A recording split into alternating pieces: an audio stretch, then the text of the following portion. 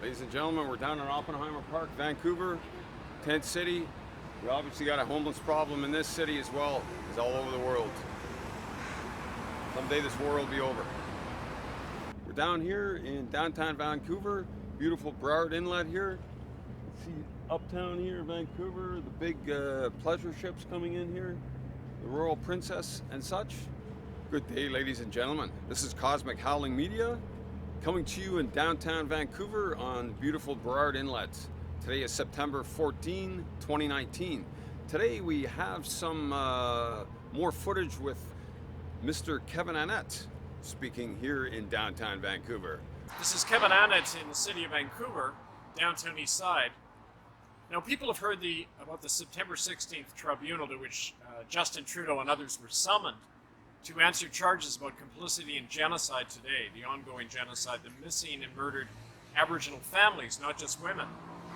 Now, we're going to present to you some of the evidence that will be given at that tribunal. Whether or not the subpoenaed people like Trudeau even show up, the tribunal is going ahead anyway, the charges have been laid. This is a very important site because it's St. James Anglican Church. Now, the Anglican Church, along with the Catholics and the United Church, are heavily involved in ongoing human trafficking. We have that solid evidence from eyewitnesses that the era of the residential schools never ended. It just shifted location. They're bringing in a lot of women, children, men from overseas, not just Aboriginal families, but people from overseas.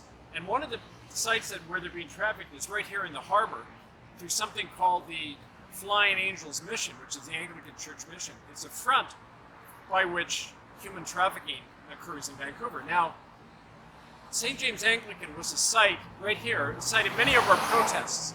And every time we protested here, the police would show up, people would start getting arrested, the church would freak out because they don't like a spotlight being brought on this church. Now, one of the people who paid the price for spotlighting this was my friend Bingo Dawson.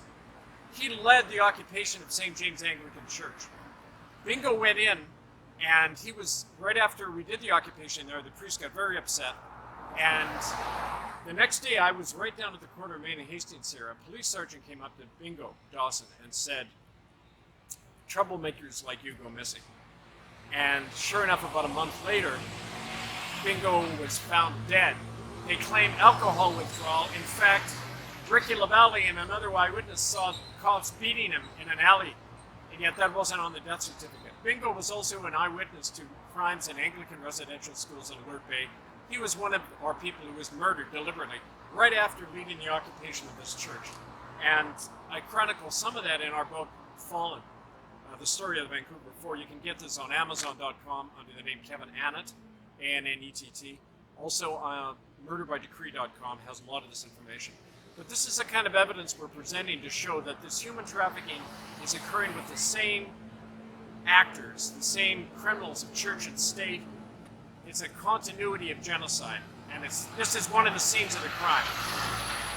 This is Kevin Annett outside the Vancouver Club in downtown Vancouver. This is the notorious elite club where children are routinely trafficked. It's been going on for many years. A lot of Aboriginal children from the North Shore Squamish Indian Reservation, but children trafficked in from the ports from other countries. You'll notice to the right of the building there's a driveway. That's where they're taken in at night. And we've had reporters and other people interview children coming out of there. If you pan over to the right, you'll see the Marine Building. Now we know from sources that there's this tunnel system that goes from the Vancouver Club to the Marine Building. It's one of the older buildings in Vancouver. Homeless people I've spoken to have said they've heard chanting and drumming going on under the sidewalks. And so we know that on that corner, we believe that there's underground chambers where sacrificial rituals of the Ninth Circle and other groups occur. Now, recently there was the Anglican Synod in downtown Vancouver. It occurred just down the street, right along Burrard Street there, where all the main churches are situated. We believe that's the hotspot. The tunnel system goes right along Burrard, links the Marine Building, the Vancouver Club, and probably the churches. So this is, that corner right there we're looking at is probably the underground network of the satanic ritual network that sacrifices children and other people.